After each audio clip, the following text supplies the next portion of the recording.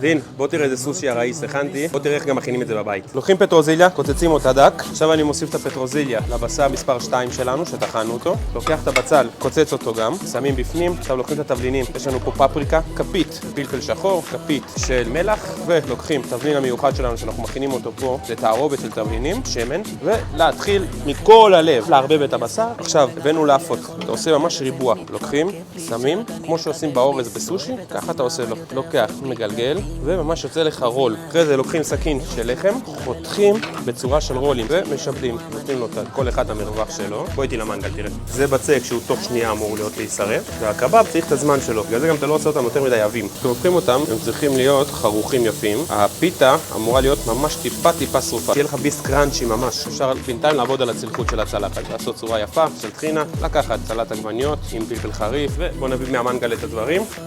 תניגו.